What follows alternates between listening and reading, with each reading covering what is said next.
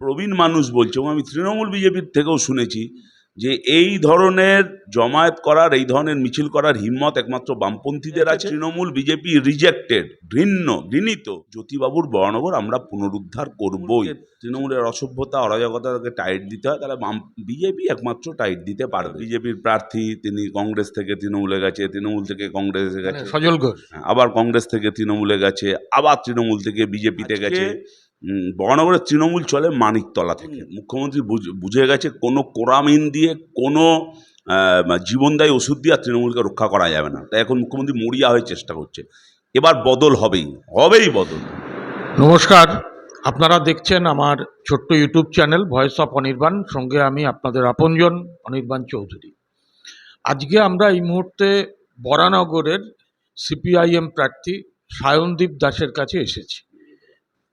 সায়নদীপ আমার শুধু ভাই বললেই ভুল হবে, আত্মার আত্মীয়। এবং সায়নদীপের আরেকটা পরিচয়, এক সময়ের এসএফআই এবং পরবর্তীকালে ডিওয়াইএফআইয়ের রাজ্যের দায়িত্বে ছিল, এবং বর্তমানে সিপিআইএমের উত্তর 24 পরগনা জেলা সম্পাদক মণ্ডলীর সদস্য, এবং কামারহাটি অঞ্চলের কমিউনিস্ট পার্টির যারা প্রতিষ্ঠা করেছিলেন তাদের মধ্যে সুশীল দাস অন্যতম। সেই সুশীল দাসের যোগ্য দৌহিত্র সায়নদীপ। প্রথমেই আসি সায়নদীপ, যেটা হচ্ছে তুমি এবারে বরানগরের প্রার্থী হয়েছ। এই বরানগরের সঙ্গে অবিংশবাদী কমিউনিস্ট নেতা, জননেতা বললেও ভুল হয় না, জ্যোতি বসুর নামের একটা যোগ আছে। কারণ এই অঞ্চল থেকেই জ্যোতি বসু একটা সময় লড়াই করেছিলেন। তার উত্তরসূরি হয়ে এবারে তুমি প্রার্থী, দল তোমাকে প্রার্থী করেছে। তো এই নির্বাচনে নেবে, তুমি দুই প্রতিপক্ষকে সামনে রেখে লড়াই করছো। এই নির্বাচন তোমার কাছে কতটা কঠিন?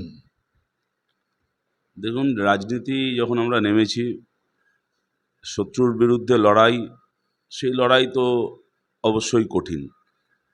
রাজনীতি তো আর ফুলে বেছানো পথ নয়, বা সিনেমা সিরিয়ালের মতন সোপ অপেরা নয়। গোটা দেশের কর্পোরেট, কমিউনাল, পুঁজিবাদ, তাদের মদতপুষ্ট যে রাজনৈতিক দল, তার বিরুদ্ধে লড়াই।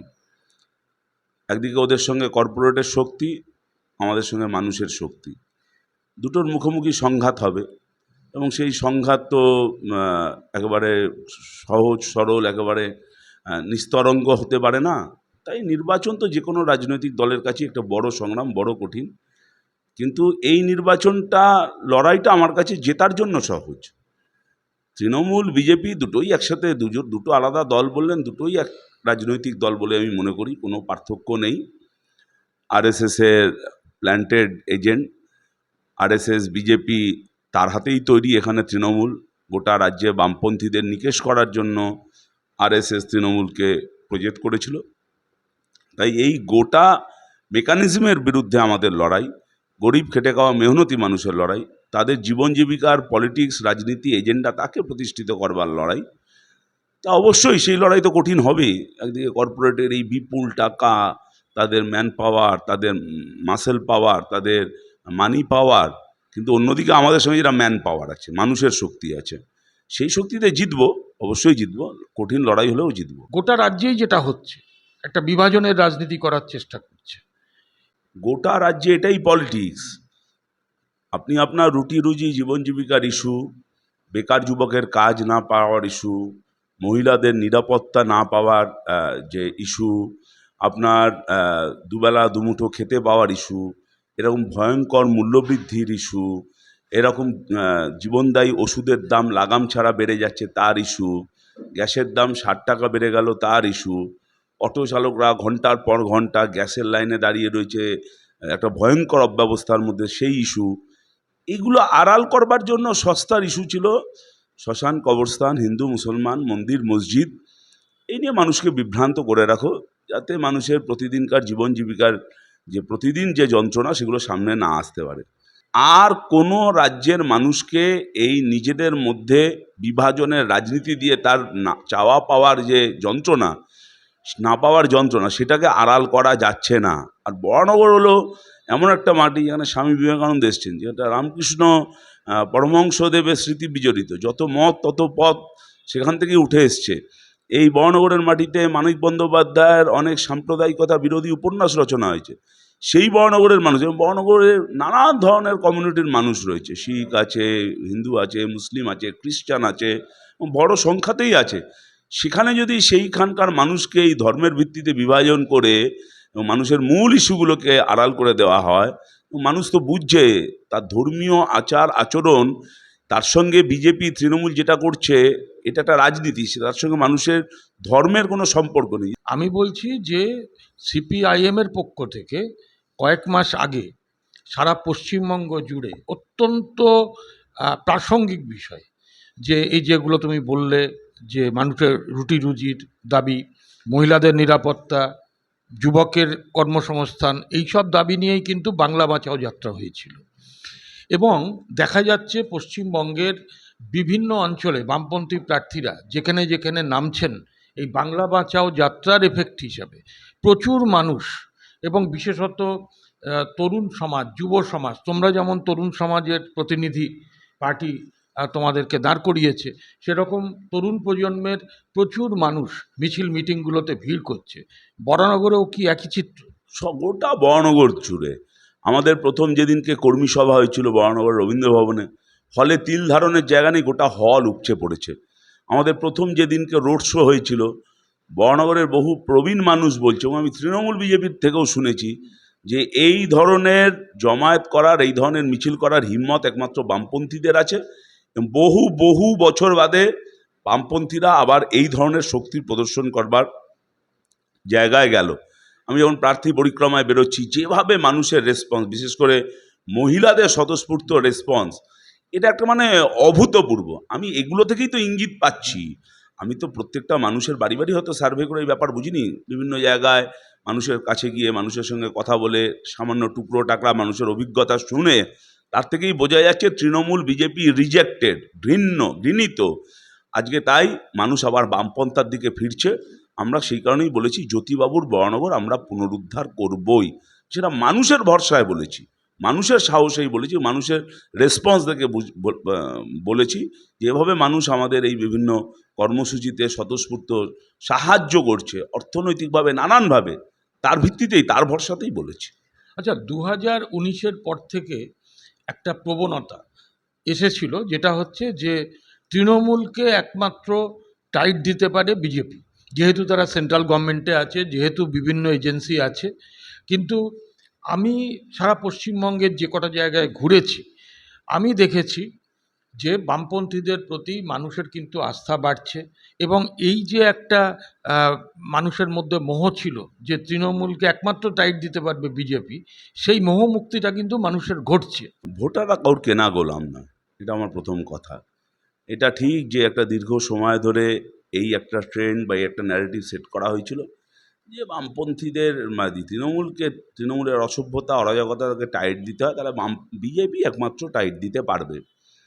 তারপর মানুষ দেখেছে যে অর্জুন সিংকে কেমন টাইট দেওয়া গেছে, মানুষ দেখেছে রাজীব বন্দ্যোপাধ্যায়কে কেমন টাইট দেওয়া গেছে, যে তৃণমূল থেকে বিজেপি থেকে তৃণমূলকে টাইট দেবে বিজেপি একমাত্র, কিন্তু অর্জুন সিং তৃণমূল থেকে বিজেপি চলে এসছে, রাজীব বন্দ্যোপাধ্যায় তৃণমূল থেকে বিজেপি চলে এসছে, আবার বিজেপি থেকে তৃণমূলে ব্যাক করেছে।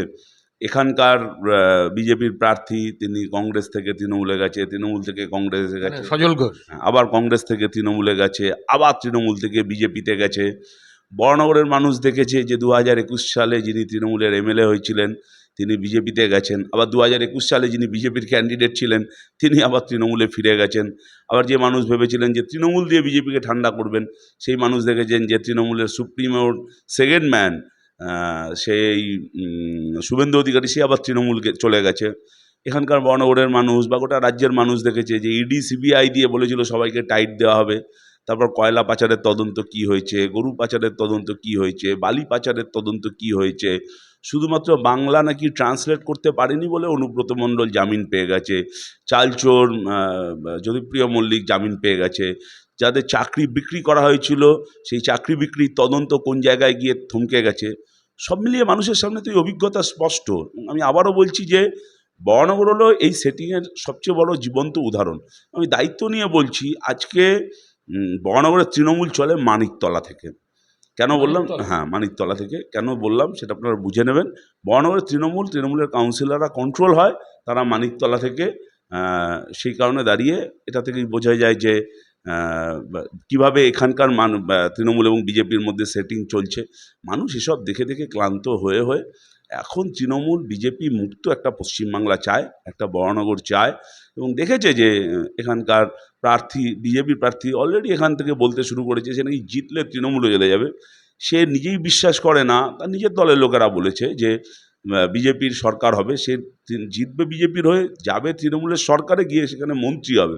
সেটা যদিও গাছে কাঁঠাল গোফে তেল, সে জীবনে তৃণমূলের সরকারও এবার হবে না, আর এখানকার বিজেপি প্রার্থী জীবনে জিততে পারবে না। এটা বরানগরের মাটি। এখানকার বিজেপি প্রার্থী বলছে তৃণমূলের সরকার হলে সেখানে যোগ দেবে এবং গিয়ে ওদের দলের লোক, ভিডিও ভাইরাল হয়েছে, আপনারা দেখেছেন যে ও গিয়ে সেখানে মন্ত্রী হবেন। মানে এত স্বপ্ন। আসলে 19, 21, 24 তিনটে ভোটে দেখেছেন যে বিজেপি তারা পশ্চিমবাংলার মানুষের সঙ্গে বেইমানি করেছে, প্রতারণা করেছে। একটা ভোটেও তৃণমূলকে কমাতে পারেনি, উল্টে তৃণমূল বেড়েছে, বিজেপি কমেছে। বিজেপির নেতারা তৃণমূলে বিক্রি হয়েছে এবং তৃণমূলের চুরি দুর্নীতি আরও বেড়েছে। এতে মানুষ তার অভিজ্ঞতায় বুঝেছে যে বিজেপির বিকল্প তৃণমূল নয়, তৃণমূলের বিকল্প বিজেপি নয়, বিকল্প একটাই, সেটা হলো বামপন্থা। আচ্ছা, আরেকটা যেটা প্রশ্ন আসে খুব স্বাভাবিকভাবেই, যে সায়নদীপ মিত্র বরানগর থেকে বিধানসভায় যাবে, এটা আমরা বরানগরে এই তোমার সঙ্গে কথা বলতে আসার আগে আমরা গোটা বরানগরে ঘুরে যেটুকু আওয়াজ পেলাম, তো বরানগর থেকে জিতে বিধানসভায় গিয়ে সায়নদীপ মিত্রের কোন কাজগুলোকে সে গুরুত্ব দেবে? আমাদের একটা ইশতেহার তৈরি হয়েছে, গোটা রাজ্যে বামপন্থীদের যে ইশতেহার আছে, এটা রাজ্যের নির্বাচন, বিধানসভা নির্বাচন, রাজ্য সরকার তৈরি করার নির্বাচন, সেখানে গোটা রাজ্যের বামপন্থীরা কী করবে সেটা ইশতেহারে বলা হয়েছে। কিন্তু এবার আমরা প্রথম বরানগরের জন্য বিধানসভায় গিয়ে আমরা কি করতে পারবো তার জন্য বরানগর স্পেসিফিক একটা ইশতেহার তৈরি করেছি। সেই ইশতেহারে আমাদের কথাগুলো খুব স্পষ্টভাবে লেখা রয়েছে। সেখানে জলের সমস্যা, খাবার জলের সমস্যা, এখানকার মানুষকে টাকা জলে দিতে হয়, যেটা আক্ষরিক অর্থেই প্রবাদ শুধু নয়, বাস্তব, যে টাকা দিয়ে জল কিনতে হয়। সেই জলের টাকা এখানকার মানুষকে কিনে খেতে হয় বলে এখানে নিয়মিত 24 ঘন্টা জলের ব্যবস্থা মানুষের জন্য করা হবে। এখানে ড্রেনেজ সিস্টেম ভয়ঙ্কর, জমা জলের সমস্যা ভয়ঙ্কর। বাগজোলা ক্যানাল সংস্কার হবে, এবং বাগজোলা ক্যানাল সংস্কার শুধু নয়, এখানে দুটো পাম্পিং স্টেশন তৈরি করা হবে, যে পাম্পিং স্টেশন থেকে এই জল দ্রুত বার করে দেওয়া হবে। এখানে দুষ্কৃতীরাজ একটা ভয়ঙ্কর অবস্থার চেহারা ধারণ করেছে, সেই দুষ্কৃতীরাজের হাত থেকে বরানগরকে মুক্ত করা হবে। এখানকার একটা করে প্রত্যেকটা এলাকায় একটা স্পোর্টস কমপ্লেক্স হবে। মহিলাদের নিরাপত্তাটার জন্য প্রতিটা পাড়ায় সিসিটিভি ক্যামেরা বসবে, প্রতিটা এলাকায় সোলার স্ট্রিট লাইট বসবে। আমরা এখানকার পরিবেশ, গাছ সব কেটে ধ্বংস করে দিয়েছে, পরিবেশ রক্ষায় আমরা নতুন করে আবার ব্যবস্থা করব।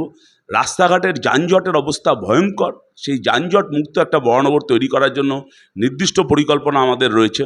রাস্তাঘাটগুলো ভাঙাচোরা ভোটের আগে ঠিক করতে শুরু করেছে, সারা বছর যাতে রাস্তাঘাটগুলো একেবারে ঝকঝকে তকতকে থাকে তার জন্য আমাদের ব্যবস্থা করতে হবে। জুট মিল এখানে একটা বড় সমস্যা, বিরাট অংশের মানুষ সেই জুট মিলের উপর নির্ভরশীল, যেই জুট মিলটা বন্ধ, 4 তারিখের পর জুট মিলটা রেগুলার খোলা থাকবে, তার ব্যবস্থা হবে। এখানে বিআই আরআইসি দুটো কারখানার জমি আছে, সেই জমিগুলো তৃণমূলের নেতারা বেহাত করতে চাইছে। সেই জমিতে আমরা বলেছি স্কিল ডেভেলপমেন্ট সেন্টার হবে, এবং সেখানে ওই প্রযুক্তিভিত্তিক শিল্প তৈরি করা হবে, এবং এই স্কিল ডেভেলপমেন্ট সেন্টারে স্কিল মানে তারা যখন ডেভেলপ করবে সেই সময় প্রত্যেক যুবককে 2000 টাকা করে মাসিক বেতন বা মাসিক একটা অনুদান দেওয়া হবে। শেষ প্রশ্ন, যেটা হচ্ছে এই বরানগর একটা সময় দেখেছে যে কমিউনিস্ট পার্টিকে এখানে নিষিদ্ধ করা হয়েছিল, কমিউনিস্ট পার্টির যারা নেতৃত্বে ছিলেন তারা আন্ডারগ্রাউন্ডে কাজ করতেন, বহু রক্ত এখানে ঝরেছে 71-72 সালে, তরতাজা প্রাণগুলো চলে গেছে শুধুমাত্র বামপন্থী রাজনীতি করার অপরাধে। সেই সন্ত্রাসের রাজত্ব কিন্তু আবার 15 বছরে এই পরিবর্তনের রাজত্বে ফিরে এসেছে। আজকেই মুখ্যমন্ত্রী বলেছেন যে 2021-এর আগে বলেছিলাম যে বদলা নয় বদল চাই, এই বদলা নয় বদল চাই, আর আজকে মুখ্যমন্ত্রী বলছেন যে আজকে আমি বলছি যে বদল নয় বদলা চাই। তো নির্বাচনেও তো এর একটা প্রভাব পড়বে বলে মনে হয়। সেক্ষেত্রে সায়নদীপ মিত্র কী করবে? দেখুন, মুখ্যমন্ত্রী বুঝে গেছে কোনো কোরামিন দিয়ে, কোনো জীবনদায়ী ওষুধ দিয়ে আর তৃণমূলকে রক্ষা করা যাবে না। তাই এখন মুখ্যমন্ত্রী মরিয়া হয়ে চেষ্টা করছে। এবার বদল হবেই, হবেই বদল। বদলা নেবেন কি নেবেন না সেটা মানুষ ঠিক করবে। যে মানুষের ওপর অত্যাচার হয়েছে সেই মানুষকে আমরা কি বলবো? আমরা রাজনৈতিকভাবে চিরকালই স্থিতাবস্থার পক্ষে, রাজনীতিতে আমরা হিংসার বিরুদ্ধে। আমরা মনে করি হিংসার কোনো রাজনীতিতে স্থান নেই। কিন্তু অত্যাচারিত, নিপীড়িত, নির্যাতিত সেই মানুষ, তাদেরও তো একটা ক্ষোভ, যন্ত্রণা, রাগ আছে। সুতরাং সেটা মুখ্যমন্ত্রী বুঝতে পেরেছেন যে এবার তৃণমূলকে রক্ষা করার মতন কোনো শক্তি নেই। বিজেপি 19, 21, 24-এ তৃণমূলকে বাঁচিয়ে রেখেছিল, কিন্তু এবার আর তৃণমূলের ক্ষমতা নেই, বিজেপির ক্ষমতা নেই যে সেই তৃণমূলকে আর বাঁচিয়ে রাখতে পারে। তাই বললাম, কোনো ওষুধেই তৃণমূলকে আর রক্ষা করার কাজ এই সময় এবার কেউ করতে পারবে না। সেটা মুখ্যমন্ত্রীও ইঙ্গিত পাচ্ছেন। কিন্তু আমরা চাই শান্তিপূর্ণ নির্বাচন, নির্বাচনের পর একটা শান্তিপূর্ণ পশ্চিমবাংলা। তাই আমি মনে করি যে বামফ্রন্টের আমলেও তৃণমূল কর্মীরা অনেক বেশি নিরাপদে ছিল রাদার দেন তৃণমূলের আমলে। কত তৃণমূল কর্মী নিজেদের মধ্যে ভাগবাটোয়ারা খেয়েই টাকার অঙ্ক নিয়ে খুন হয়ে গেছে, আপনারা হিসাব রাখেন। আমার কথা হলো যে বরানগরে একটা খুব ইম্পর্টেন্ট কথা বলেছেন। বরানগরে 70-এর দশকে মানুষ রক্তাক্ত হয়েছে, খুন হয়েছে, শহীদ হয়েছে, পাড়ায় পাড়ায় শহীদ হয়েছে, কিন্তু বরানগরের মানুষ আত্মসমর্পণ করেনি। বরানগরের মানুষ বিশ্বাসঘাতকতা করেনি। বরানগরের মানুষ শত্রুর কাছে কখনো মাথা নিচু করেনি। এবার বরানগরের মানুষ আবারও প্রমাণ করবে যে শত্রুর সঙ্গে 1 ইঞ্চিতে কোনো বোঝাপড়া নেই, শত্রুর সঙ্গে কোনো আত্মসমর্পণ নেই। মাথা উঁচু করে বরানগরের মানুষ তাই আবার পুরনো লাল ঝান্ডাকে ফিরিয়ে আনবে। মানে বুথ দখল করতে এলে প্রতিরোধ হবে। প্রতিরোধ তো শুরু হবে। বুথ দখল করবার মতন হিম্মতই এখন তৃণমূলের নেই। আর যদি কেউ চেষ্টা করে, সে নিজের বিপদ নিজেই ডেকে আনছে। তার পরিণতি কি হবে তার দায়িত্ব আমরা নিতে পারবো না। আমি সেই সায়নদীপ মিত্রের এতক্ষণ কথা শুনছিলাম, যে সায়নদীপ মিত্রকে আমি দেখেছি, আমি নিজেও দেখতে গিয়েছিলাম, যে তৃণমূলের হাতে আক্রান্ত হয়ে বেলঘরিয়ার একটি নার্সিংহোমে ভর্তি ছিল। সেই সায়নদীপকে দেখেছি, যে সায়নদীপ, যদি ভুল না করি বোধহয় ওই মিনাখার দিকে পঞ্চায়েত নির্বাচনের সময় রক্তাক্ত হয়েছে তৃণমূলের হাতে, কিন্তু নীতি আদর্শটাকে বজায় রেখে এবং লড়াকু মনোভাব নিয়েই সে লড়াইটা নেমেছে। তো আমি এই কথা, আমার যারা দর্শক শ্রোতা আছেন, যারা বড়নাগরে থাকেন, তারা তো অবশ্যই সায়নদীপ মিত্রকে ভোট দেবেন কাস্তে হাতুড়ি তারায়। এবং যারা আজকে আমার এই অনুষ্ঠান দেখছেন, তারা যদি বাইরেও থাকেন, তাদের যারা আত্মীয় স্বজন, তাদের যারা বন্ধুবান্ধব, যারা বড়নগরে থাকে এবং সারা পশ্চিমবঙ্গের মতন, তারাও বামপন্থী প্রার্থীদের, ধর্মনিরপেক্ষ গণতান্ত্রিক প্রার্থীদের জয়ী করবেন। তৃণমূল এবং বিজেপি এই দুটো শক্তিকে পরাস্ত করার এটাই একটা বিরাট সুযোগ বলে আমি মনে করি। সায়নদীপকে অনেক ধন্যবাদ এবং আমার দর্শকদের মতামত জানাবার জন্য এবং ভিডিওটা শেয়ার করার জন্য অনুরোধ রেখে আজকের অনুষ্ঠান শেষ করলাম।